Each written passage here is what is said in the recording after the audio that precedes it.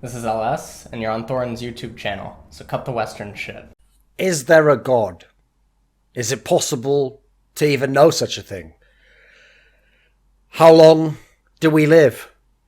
Is there any meaning to our lives? Will any of us be remembered? What is it to be loved?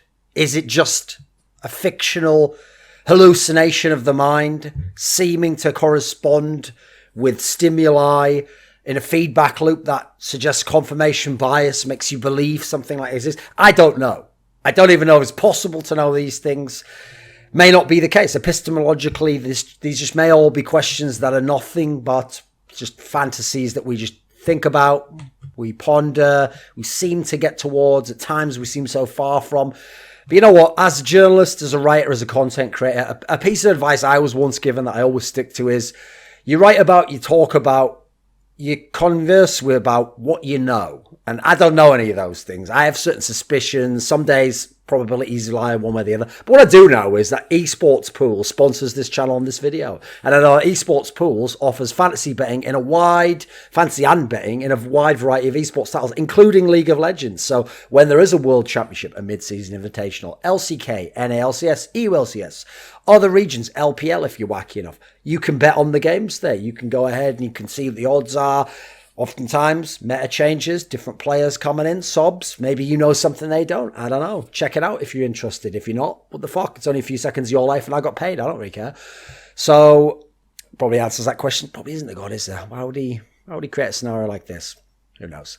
Maybe he's just some deistic prime mover who just had no say in it whatsoever. And I'm just in here fucking with his little pinball machine. Yeah, well, get around that. Now, H2k Gaming in 2016 finished top 4 at the Season 6 World Championship in League of Legends. That top 4 finish is tied for the best ever finish by a Western team at a League of Legends World Championship. Now, I know people are going to say, technically, didn't Fnatic win the Season 1 Championship? Yes, they won the Season 1 Championship. Season 1 only covered NA Europe, and there was like some weird teams from like Southeast Asia or something. That's it. In fact, really, was there even in that? Maybe I'm thinking of WCG 20. I think it was just a U and NA, wasn't it? Yeah, what am I talking about? It was just a U and NA. So as a result, it wasn't really a World Championship, didn't even have the name World Championship. And that context is quite clear and important because a lot of you probably are already thinking, H2k's top 4 at Worlds. What, you mean the one where they didn't play a Korean team in the group, they got out of the group, they just got a wild card team in the round of 8, so, they beat them, and then they got top 4 automatically, no big deal. Probably the wackest of all the top 4 finishes ever by a Western team at Worlds, right? Yeah, doesn't really count in the same way as those ones. But in doing so, you've started to unpack some of the context, right? You said, right, they didn't play a Korean team. That obviously helps you progress further, would certainly help you get first place in a group, right? Because typically Korean teams tend to be the best teams and tend to beat the Western teams. Then you look at the fact that they didn't play an elite team in the round of 8, so they avoided Koreans, they avoided Chinese, they avoided NA. They just played a team from wildcard region. You think, right, well, wildcards are supposed to be beaten by top 4, top 5 regions. That's expected. So again, what's really successful? And then you played a Korean team, Samsung Galaxy in the semis, and you lost, so who cares, If you'd have played them in the round of 8, maybe you'd have lost. If you had them in your group, maybe you wouldn't have come out in first place, you come out second. You lose in the round of 8. Who knows what happened, but, it's not that great. Well, just as you take that context and you apply it to H2k's championship, I just did that to Season 1 and Fnatic there. So in the spirit of what a World Championship is and the context of elite level performances and truly historic runs through tournaments, it doesn't really make much sense to count Season 1. It doesn't count in the spirit of the others. Season 2 sort of borderline counts, it wasn't really like a full Korean scene. It'd only been like around a year then. They'd only just got their servers for a year. Season 3 onwards feels a bit more reasonable. And what do you know? From Season 3 on, we have a bunch of really strong top 4 finishes from all these Western teams. So, despite this being tied for the best finish from a Western team at a League of Legends World Championship from Season 3 onwards, Season 2 onwards technically, it is treated as clearly the worst. It's dismissed quite often. A lot of the things I just mentioned earlier, I put against it, some of which are factually accurate, and are pretty reasonable analyses. But we have to contest this. So, yes, they didn't have a Korean team in their group. Yes, they didn't have a top team in their quarterfinals. They played the weakest of the teams in the quarterfinals. But let's look at the performance and the context of their performance, as well as just the placing and who they played. And let's contrast that against the other top 4 historic great finishes that you think of in history. Because you think of Fnatic in Season 3, when they made it to play Royal Club in the semi-finals. You think of Fnatic in 2015, Season 5, the legendary 18-0 team who went to Worlds. They played against H2k's. They made it all the way to the semi-finals. You think of Origen in 2015. They made out of that epic group. They made it to the semi-finals. They played SK Telecom, perhaps the greatest lineup of all time. Some people pick that year, Season 5, as the most dominant, as the best of all time. These are truly celebrated, legendary runs. And not only do people not apply the context, so whereas someone can pick apart the simple context of the H2K performance, a lot of people would have to really think back to even remember what was the context of the group they were in and who they played then and what opponent they got drawn against and why they were able to make top 4. So let's do that. Let's first of all look at H2K and then let's contrast it and see what's fair, what's reasonable analysis. And let's not be biased if we can. So quick recap on H2K in 2016. They'd made this brand new lineup, I think on paper, one of the best lineups we've had in the West. But admittedly, the shot calling element and perhaps some of the interpersonal relationships weren't as good as you'd have hoped them to be. But if you're just looking at only putting players in roles, they had a great lineup of players with different roles. You had Odoamne, guy who loves playing tank tops, but has the skill and the ability to play carries if you need him to, can play a very low econ style, doesn't need a lot of resources. You have Odoamne, a guy who loves to gank for top. Jungler who's famously good at first bloods, being proactive on the map, but hasn't had a chance to win yet. You have Ryu, veteran, legendary player, guy who's got a long career, can always survive in lane, can always be useful in team fights, has some shot calling component, admittedly speaks Korean, so he doesn't have the best for a Western team. Then as the bot lane, you had Forgiven, one of the best Western AD carries of all time. Admittedly, never won a big championship in the LCS, but he's got his top 4 at Worlds. There's many top 4s in the LCS. He even won an MVP. He's done his special things in his own way. Yes, very fiery character, but mechanically quite brilliant. Has his own playing style, at which he's one of the best we've ever seen from any region. And then his support player was Vander. At one point in time, one of the best European supports, perhaps got back to that status around now, though I wouldn't say he was the best. And he worked well with Forgiven because he was able to sort of be subservient to the vision of Forgiven and therefore make for a strong bot lane that could win lane, could pressure lane, could play 2v3, could play without a jungler at times. And Forgiven, famously good in team fights, calculating damage, distance, knowing when to go in. And so all these parts together, you could see they could have been a very good team, and they were in some senses, because in the spring of that year, Season 6, they were a contender for the best team in Europe. The problem is, they betrayed what would later be one of their problems in the playoffs in the regular season. They had those key games, and each time they would come to the point where they could have established themselves as the best EU LCS team, they lost. So they lost the game against Fnatic that decided who went to IEM Katowice. They lost the game against G2 to see who would finish top of the split. So in the end, they get to play in the playoffs. In the semi-finals, they played Origen, who hadn't actually had a great split overall. And it was the one where they had Power of Evil, if you remember. And Origen did what Origen does. Along came your boy Soaz. In the playoffs, he was dynamite. Origen wins a close 3-2 series in the semi-finals. H2K gets knocked down to the third place decider match. Third place decider match, end up playing Fnatic because it was G2 versus Origen in the final. G2 obviously won. In the third place decider, another 2-3 loss, this time against Fnatic, similar fashion. They had moments where they could have won, they had moments where they lost, and they had issues in terms of, again, shot calling, some of the decision making, despite having fabulous players. So they finished in fourth, reasonably about the worst you could imagine that lineup could have finished. And so overall, they're considered a favour, a failure. They were disappointing, they were underwhelming. That's absolutely a reasonable case. Could they have done more? It seems they could have done, but they didn't, so it's irrelevant. Now, due to these circumstances, Forgiven left Origen. And when he left, along came Freeze. Freeze joined, seemingly someone in the vein of Forgiven, someone who has that kind of talent level, but seemingly will be less of a clashing, forceful figure. And so they're thinking, great, this is the ideal person to put into the mix here. Forgiven goes over to join Origen, who themselves get into a situation where, because their bot lane's been stolen by G2, or taken by G2 rather, just helping out the Origin fans there, Forgiven gets recruited there, and due to a dispute with his support at the time, he ends up getting kicked from the team. Now, in the summer split, H2K flounders, but Forgiven gets drafted back in last minute, basically. He comes in for the last like couple of weeks or something, the last few games of the split. He helps them go on a nice little streak of wins. They win most of their games. They get into the playoffs. In the first round of the playoffs, they play against Fnatic, Reckless. They manage to defeat them. They get to the semifinals again. Semifinals delivers another classic loss for this lineup, another 3-2 loss in a playoff series, this time against Splice, that all-Danish team. And, although technically, did they have Mickey X at that time? Maybe they were 4 Danes. But he manages to... Actually, I might be wrong on that one. Whatever. They managed to lose in classic fashion. I think they were even up 2 games and then they lose 3 in a row. And they lost with the Gangplank into Nar matchup for Odo Amno. Thought he could make it work. Then in the third place game, this time they win because they play Unicorns, a Lava team that actually had only made it that far largely due to the lane swaps being killed. And they obviously had strong solo laners. So they beat them in the third place game. They finished third overall. And that earns them the 2nd seed from the ULCS. And they go to Worlds. Now at Worlds, I'll bring up their group here. At Worlds, they get what is here Group C. So they get EDG from China, LPL.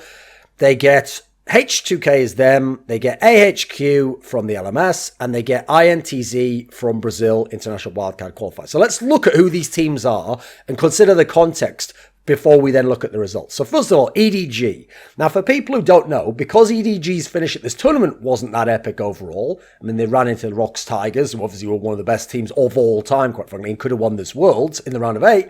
No one looks back and thinks that fondly on this EDG team. What they might not know is that if you didn't follow LPL, EDG was very dominant in the LPL.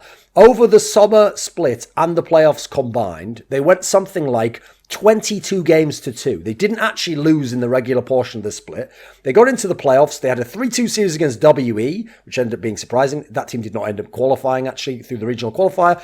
They played against RNG in the final, and this was RNG with Mata, with Uzi. So it was the RNG squad that had won the spring split without Uzi, added Uzi, and he thought, right, fuck, they're going to win now, aren't they? No, because EDG was the dominant team. EDG was the best team in the LPL. So they 3-0'd RNG in the final. Same RNG that had a pretty cool game against SK Telecom in the playoffs at this tournament, and who obviously was able to get out past the dominant TSM in Group D of this tournament. So you see, EDG's coming out as a strong team, even with a slightly different lineup, because in the spring they'd had Cora 1 as their top laner, and they'd switched to Mouse for the summer. In the spring, they'd managed to finish second. They were the runners-up to the Uzi-less RNG, who had been using, actually, Uzi's long-time rival Name, but had switched to Whoosh for the final, from what I remember. And that's when Mata had won the LPL. Now, as I said, Cora 1 played in the spring, then they brought in Mouse, and he played top lane for the summer. And he finished the summer split with the highest KDA of all top laners. So at this point in time, there's actually no reason to think EDG is going to be a bad team, a weak team. In fact, there's not that much to suggest that they were a bad or weak team. Like, losing as Rock Tigers is no shame whatsoever. Especially when you consider, in theory, the player ends up having issues. Mouse is playing against Smear, arguably the greatest top laner of all time. Then you consider, okay, you're going to say, but they didn't do well in this group. Well, that's kind of circular logic, isn't it? If you can only be a really good LPL team, if you beat all the Western teams, then how is a Western team ever supposed to beat a really good LPL team? It's circular logic, isn't it? So the fact H2k beat them doesn't necessarily mean that they were a bad team or they were inferior or not worthy of this. They were the number 1 seed from the LPL. So let's consider, in terms of the number 1 seed that could be in your group, because H2k was the number 2 seed, which means they were in Pool 2. Consider this.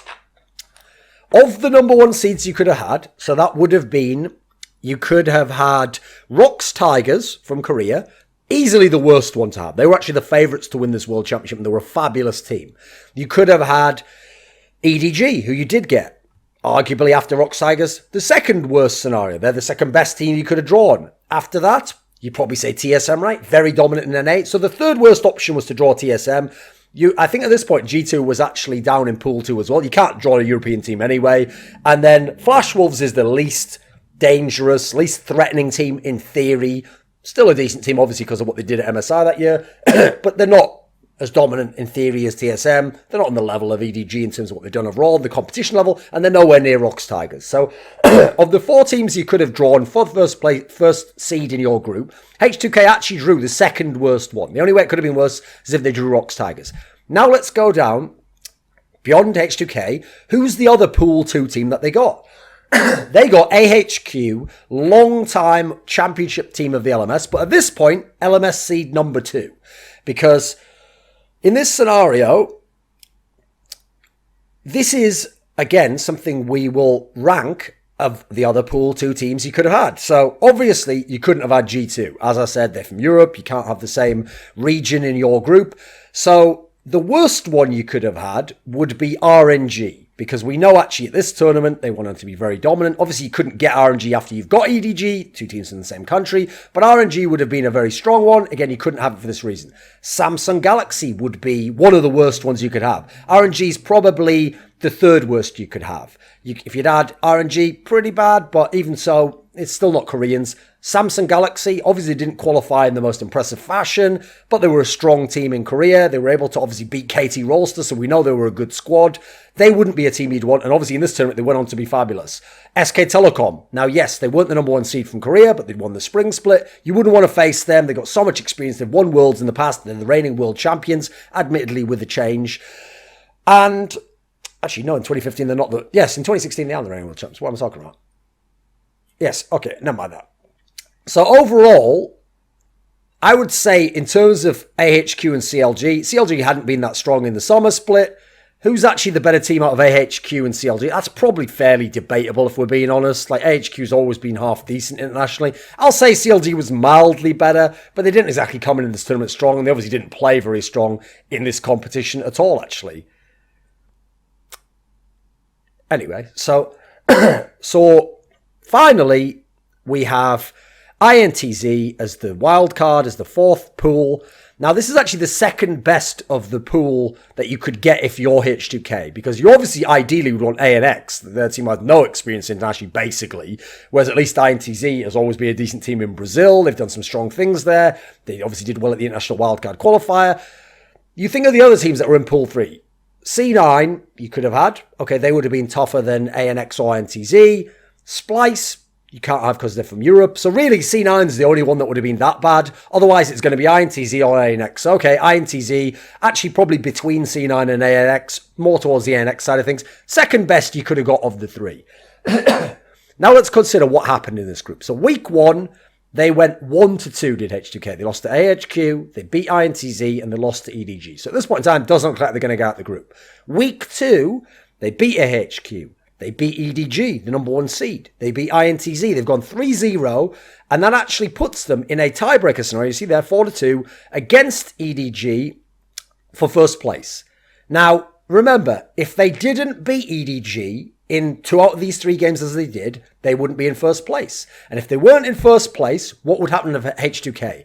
They would have had to play SK Telecom, ROX Tigers, or Samsung Galaxy. All 3 of the Korean teams, all 3, by the time they got to the end of the tournament, we realised very strong teams, and arguably the top 3 teams in the tournament. So if H2K fucks up even once against EDG here, as in out of the 2 that they won, so they lose 2 out of 3, they probably just go straight out in the round of 8. They get banged out anyway. So winning the group was actually essential. So beating EDG 2 out of 3 times, dominant EDG from China, was a big deal. Now let's contrast that with the other historic runs, shall we? So let's look at the group that Fnatic had in Season 3. The one that was SOAS, and obviously it was they took Pushu, they didn't have Reckless yet because he was too young. They had Yellow Star, just become a monster at support, but only recently changed over, and they had not amazing, they had Cyanide as their jungler. There we go. Now their group, remember it was a different format back then. You had 5-team groups, and you had 4 teams that already got into the top 4 spots, which were the number 1 seeds of every region, except Fnatic, because of All-Stars, had to go into Group B. So Fnatic's group was, Fnatic were the number 1 seed, so they couldn't have a number 1 seed to face against.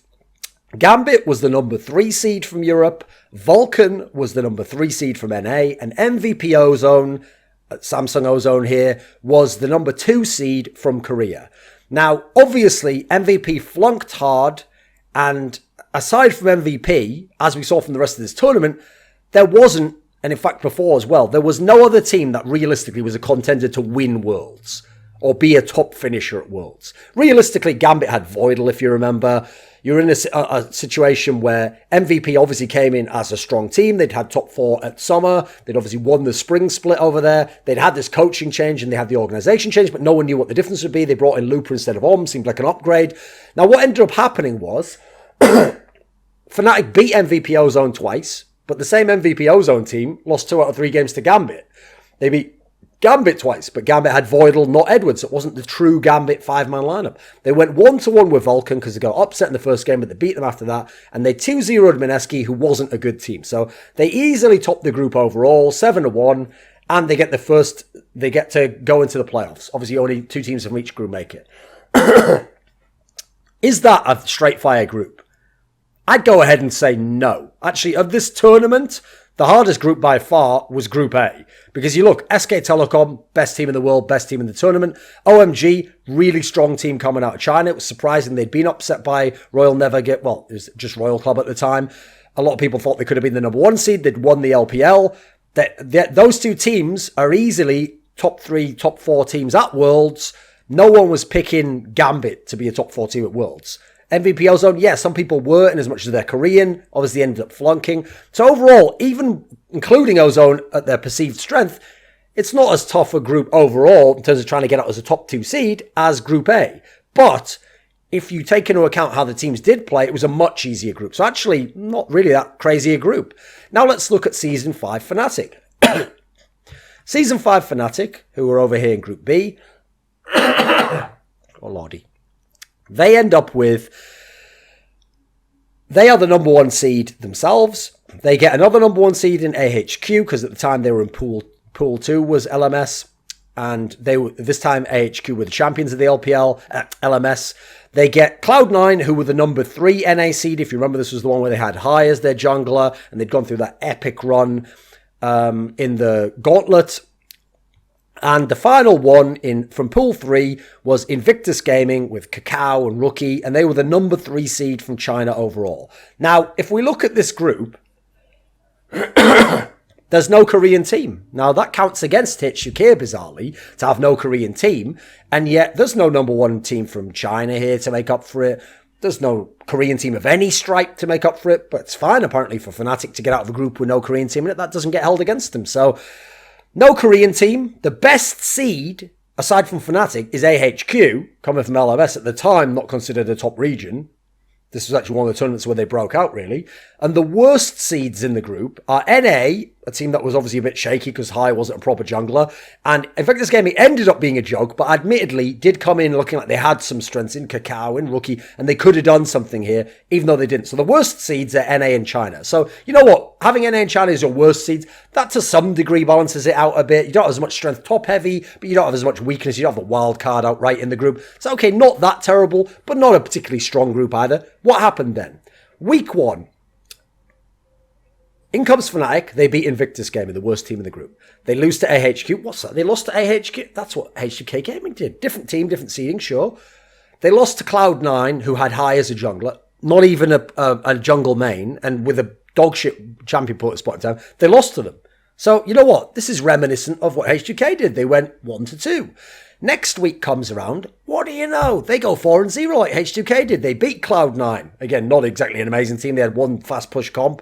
They beat Invictus Gaming, who proved to be dog shit actually this tournament. Rookie was just left on his own. Kakao obviously was doing fuck all. They beat them. They beat AHQ, who actually admittedly was a pretty decent team at this tournament overall. They play AHQ in a tiebreaker. That's right. Not even the Chinese teams ending in the tiebreaker or the NA team. So, okay, can't be that terrible a group, right? They play HQ in the tiebreaker first, just like H2k. They win the tiebreaker, they come first. Consider this. The other team that gets out of the group is the LMS group. It's not China, it's not NA. Now let's go and look, same year, at Season 5, Origen. So Origen's in Group D down here, where they finished in second place in their group. Now, in their group, they had LGD, number 1 seed from China, came in having won the LPL, looking very dangerous and strong, looked like something of an all-star team for the Chinese region, except the jungler who was dog shit, but whatever, they didn't need him in the LPL. Then you have TSM, are the number 2 seed from NA. So, okay, not a bad team overall, not a team that's going to go deep necessarily. In fact, this ended up being a group of death for them. Then you have, also from Pool 2, KT Rolster, number 2 seed from Korea. This is already an incredibly hard group. You have number 1 from China, and you have number 2 from Korea, and it's KT Rolster. They were in the finals in LCK, and they have Peekaboo. Then you have wildcard is Origen themselves. They are the wildcard. So, okay, for other people, it's a rock hard group because they're the wildcard. For Origen, it's pretty much the hardest group imaginable, almost. It's one of the toughest you can imagine. Of the 3 that we've done so far, Season 3 Fnatic, Season 5 Fnatic, And now Origen, it's the hardest of all three. Now, let's evaluate all those groups against each other, shall we? So if I had to pick hardest to easiest, hardest is Season 5 Origen. Second hardest, I'm actually going to go ahead and say it's Season 6 H2K. Remember, we're comparing it to Season 3 Fnatic, where they're the best team, actually. And they play like Gambit with Voidal. MVP Ozone shits the bed completely. Before the tournament, it's probably comparable as a group. But after the tournament, it wasn't that hard at all. And you remember, we're counting the results of the tournament. And then Season 5 Fnatic, I think actually probably ends up with the worst group overall. Because they don't have a Korean team, a top Korean team. They don't have a top Chinese seed. They're top seeds from LMS. And then they have a weak NA team, and they have the weakest of the Chinese teams. Even Season 3 Fnatic probably gets above that, because at least Gambit could still compete internationally somewhat. MVP Ozone could have been good. You've got to give them at least credit for that. They still did beat Vulcan. Vulcan was vaguely dangerous. At least they won a game off Fnatic. So I'd actually say, I'd go Season 5 Origen first. H2k Gaming actually do fairly favourably in this group, despite having no Koreans, because you look at the context, they're number 2. Season 3 Fnatic, number 3. Season 5 Fnatic, number 4. I'd actually put them the lowest. Remember, they're playing like LMS as their top seed. So now let's go and do a similar thing with the playoffs. So we all know, as I said before, H2K got the best possible draw. They got ANX, who'd managed to amazingly get out in second out of Group A. And they could have had Cloud9 or Royal Never Give Up. Now, if they'd have had Cloud9, people might say, maybe you would have lost to Cloud9. I don't see what basis there is to say that. Cloud9, we'll look at their group here. We're in Group B with IMA, Flashwolves, and SK Telecom. So their number 1 seed was Flashwolves, not that tough. Their number 3, Pool's 3 seed was IMA, team that ended up being whack. And SK Telecom was a Pool 2 seed, so admittedly a hard Pool 2 seed. Now, in their group, they lost both games to SK Telecom, so they didn't beat a Korean team. They went 1-1 with Flashwolves. Flashwolves did fuck all in this group, aside from win a game from them and win a game from, I presume, IMA. And they beat IMA 2-0. So there's no basis in this tournament, quite frankly, to say hey, that C9 would have been better. Now, if they've got an RNG, yes, RNG was a strong team. I think RNG was unlucky, unfortunately, actually, to end up having to play SK Telecom first. I think RNG would have beaten H2K. I think RNG would have beaten... I actually think they might have had a chance against EDG, personally, or Samsung, but they couldn't play Samsung because of the group they were in. So, yes, of the 3, you definitely want ANX the first, but C9 wouldn't be the end of the world either. Now let's consider, let's look at that again, actually. How did they get ANX? Because people say, you just played ANX. Wait a minute, why were they playing ANX in the playoffs of a World Championship? Because in their group, ANX was the wild card. They got number 1 seed from Korea, ROX Tigers. They got Pool 2 team, number 2 seed from NA, CLG. They got number 1 seed from Europe, G2, and they were the wildcard. So they had 2 number 1 seeds from the major regions. G2 Esports, dominant, won both splits in Europe, and obviously particularly good in the summer split when they got the Mythi and Sven bot lane. And they had ROX Tigers, favourite for Worlds and LCK champions. This is a super tough group. This is actually, if you are ANX, one of the toughest groups in the whole tournament. Now, if you want to do a look at parity for all teams, probably Group D is the toughest, because so many teams could come out of that. But for ANX, this is the hardest possible group you could actually draw, in theory, of the 4 that are available here. And what did you do? You tied ROX Tigers 1-1. You beat the number 1 team in the whole tournament and the number 1 seed from Korea. You beat CLG, number 2 seed from NA, 2-0. And you went 1-1 in games with G2, the number 1 seed from EU. Now, that is fabulous. In fact, their group for them is tougher than all the groups I listed of the Western teams. So they did something special, something very memorable. They beat a bunch of really good teams, including the top Korean team in the tournament, hence why they were able to finish in second. And in doing so, they got to the playoffs. So it's not H2K's fault that ANX did all this amazing shit. In fact, why should ANX doing all that count against H2K, because H2K then faced them? Don't really get it myself. Then let's look at the round of 8, because obviously you've heard H2K beat this ANX team fairly easily. Let's go to Season 3 Fnatic. So they finished first in their group, and they played Cloud9, who was the number 1 seed from NA, and who was already had a bye and was waiting in the quarterfinals. Now, first of all, this was a best of 3. It wasn't a best of 5 back then. And Fnatic won this best of 3, 2-1, and it wasn't super clear-cut that they were the better team. They were marginally the better team, and they won overall. Now, Cloud9 were rookies to international competition. They'd only actually just played their first NALCS split, which obviously they only played NA teams there. who else could Fnatic have had? They could have had Gamma Bears, who were basically the core of what later became Flash Wolves, but way before the Flash Wolves showed they were a really top team. That team ended up getting murked by SK Telecom. Okay, that would have been a better draw than Cloud9. Or they could have played Naj and Blacksword. So if you want to do they could have played this team. If they'd have played Naj and Blacksword, I'm going to go ahead and say Naj and Blacksword beats them, actually. Naj and Blacksword was a black box team at the time. They just brought Naj and White Shield with them. They didn't practice with anyone else. Obviously, Naj and Blacksword ended up having an amazing performance against SK Telecom in the semi-finals after beating Gambit and was able to get to the finals. Gambit came close, but Gambit had their own inimitable, almost impossible to copy style and strengths against specifically Koreans, bizarrely, because of how off-kilter and chaotic they were versus the rigid metagame flowchart style of Korean teams. So you know what? There's a world in which Fnatic maybe beats them. I don't know that they would have personally, especially with what a pretty good bot lane they had over in Najin, Blacksword, and the fact that Nagne, the mid lane, had a particularly special tournament, and Expected had his own issues later on this squad. So okay, Fnatic, yeah, not bad, but not the hardest opponent. Season 5 Fnatic. So they finished first in their group. They ended up playing EDG. Now, EDG at this tournament, this is 2015, people forget this. They had a lineup that played in the quarterfinals that had never played in the tournament to that point. In the group stage, EDG had played Amazing J as a carry top lane, because it was a carry top lane meta to some degrees. They'd played him in all the games, and they finished second behind SK Telecom. They'd also even almost lost to Bangkok Titans in a game. Then you come to the playoffs and they try a role swap, player swap, substitution. They bring in Cora1, their long-time top laner, who had been fabulous earlier in the year at the MSI, but who hadn't been playing at this point in time and was in a situation where I think he was ill or something along those lines. They call him in because they think we're in deep shit here, we're going to be facing Huni. Cora1 plays his first games. It's a team that hadn't even played to that point in the tournament. Now, who else could they have had? Because obviously they 3-0'd this team. Yes, they might have lost one game, but whatever. They 3-0'd them. And in theory, yes, EDG was one of the better seeds. Was not the number 1 seed at this tournament, though, from China. So it was number 2 seed, I believe. And so who else could Fnatic have had? They could have had Tigers. Ended up playing them, ended up beating them in the semi-finals. So okay, they probably go out in the round of 8 if that happens. Probably would lose to them, as they did. They could have played Origen, obviously the team that they'd played in Europe, who'd actually played them very close in the summer final. That'd be a tough game. I think they'd probably win that. That's it. There's no other teams they could play. Obviously, let me think, what else was there? Because they got EDG, yes, and they were obviously first come out of their group. Then you go to Season 5 Origen. So overall, for Fnatic, better than Cloud9 and ANX probably drawing EDG. That EDG is probably a better team overall in terms of danger. But then again, EDG does a player swap, and they obviously have their own issues. Season 5 Origen comes second in their group. It's a fabulously tough group. Katie Rolster won it. And they draw Flash Wolves, who they beat 3-1.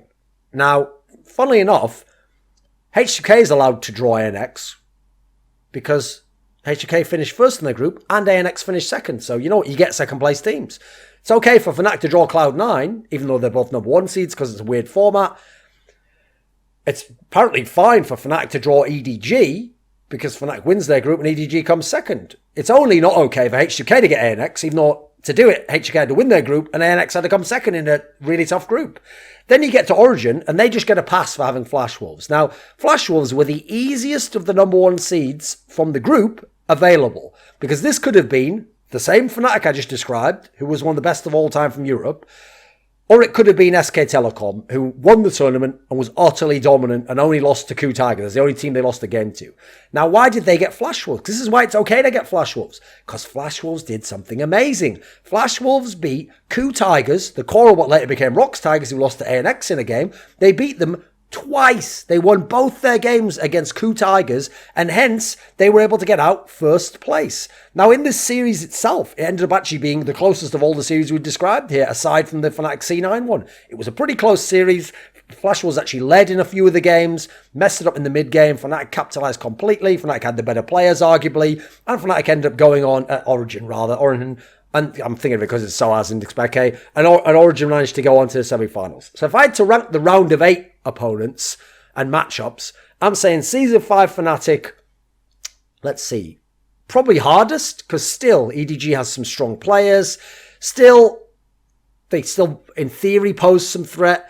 I'm saying Season 3 Fnatic probably has the second hardest. Cloud9, you know, at least they had a style of their own. They had strengths, they had confidence. It's a best of 3, so you could lose as well. I'll say Season 5 Origen can have third place because, you know what, Flash was a pretty decent team all in all. Played a decent enough game here, kind of broke out with the region with them and HQ. And then I'll put Season 6 H2K bottom of the list. In terms of round of 8 opponents, yes, everyone can have that one. They played easily the worst opponent, even though the opponent had done a lot. But then again, you know what, they come second out of their group. And I put the two teams that came second out of their group in terms of opponents as the two worst ones. The two number 1 seeds. No, it's the teams who came out second. Never mind that one. Forget that part. Now let's go and look at the semi-finals, shall we? So in the semi-finals, H2k plays Samsung Galaxy and they lose 3-0. They get swept. Now, it wasn't like they were totally blown out. They had a couple of games where they were in it, especially one of them they were in early on where Jankos got really going on. I think it was Olaf and got tons of kills. But overall, yes, they lost. And if you lose 3-0, it's generally not going to be that great a series. What happened to Samsung Galaxy, though? Samsung Galaxy went on to lose in the 5th game of the final to SK Telecom. And we're in a world... in another alternate timeline, they could have won this final, actually, quite frankly. It would have been the case. So, knowing what we know now, Samsung Galaxy are a pretty fucking strong team, actually. Funny, people want to have it both ways. They want to count certain things. Well, everyone knows EDG wasn't good, or ANX, oh, well, how good could EDG have been if you beat them? But then they also want to say, oh, but look what the team did later. Look at the name of the team you're facing. So you face ANX, oh, they're just wildcard team. Well, no, they're a team that finished second in a very hard group. So which is it? Are they a wildcard team or are they what they did? Is Samsung Galaxy just the 3rd seed from Korea or are they what they did? Team that almost won World. It's got to be one or the other. You got to have some consistency, right? So you look at that. Yeah, not the best in terms of your performance, but in terms of difficulty, one of the hardest that you could play, a team that almost won Worlds.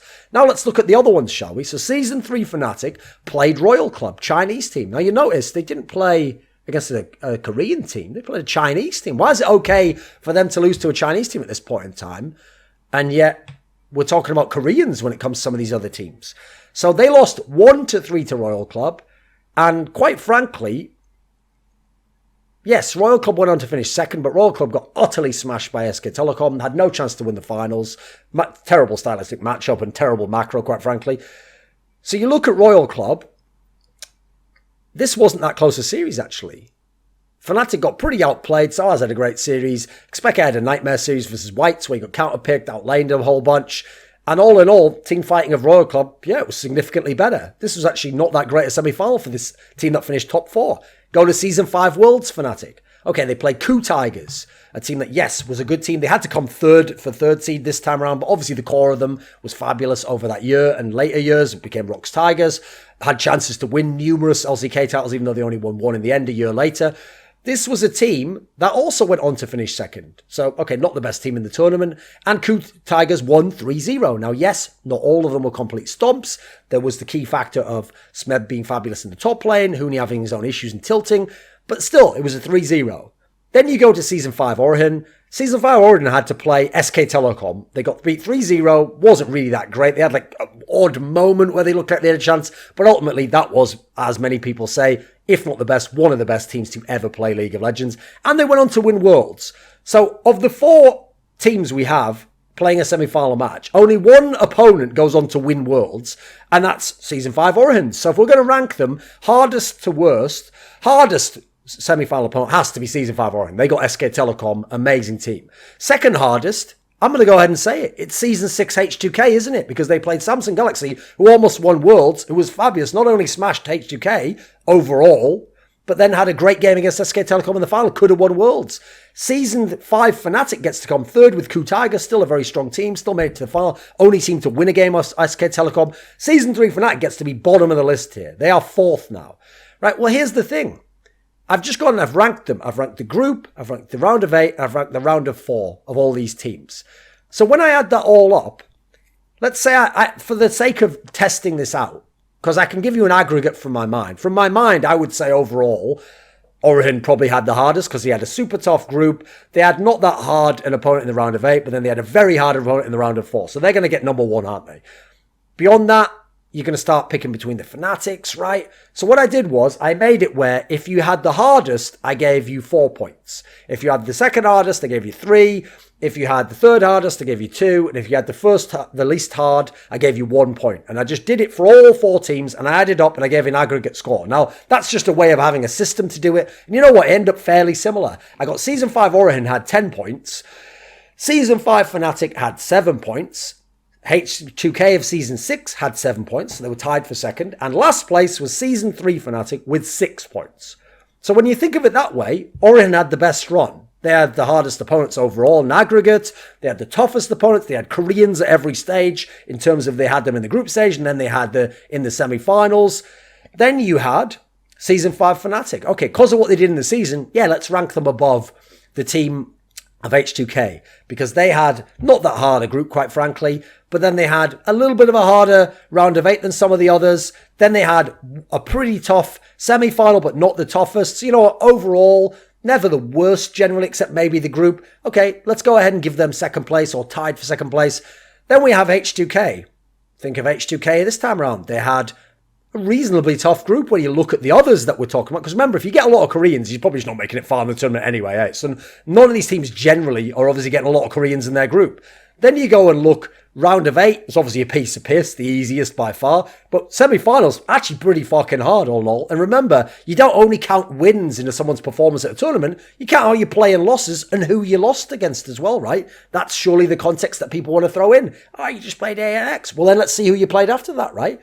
Then finally, you have Season 3, because the season ended up being where they had like the one that had a lot of parity in the group but wasn't super killers. They didn't have an OMG or SK Telecom who could have won the tournament. In SK Telecom's case did. They got one of the easier opponents in the round of 8 in as much as they got Cloud9 and it was a right best of 3. Then in the semis, they got convincingly beaten by Royal Club, who wasn't even the best team in the tournament. In fact, some people think weren't even top 2, but we'll ignore that for now. So overall, Season 3 Fnatic, the worst of the top 4 finishes, but everyone thinks back fondly, wow, Season 3 Fnatic, remember what they were able to accomplish?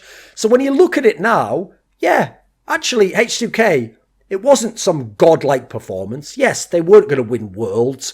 Odds are they would have lost to any of the Korean teams at this point in time. Maybe they would have lost to RNG as well. That's certainly plausible.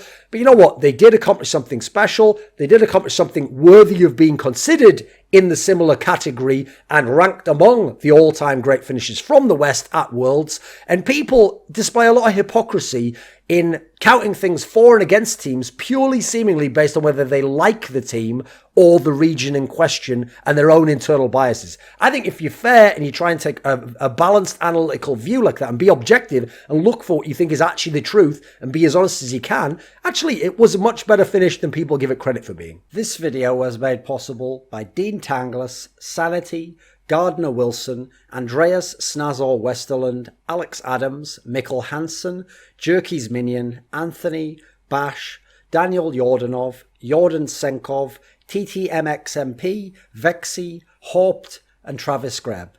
Want exclusive teasers, a place to discuss my content, or the opportunity to suggest guests and topics for my work?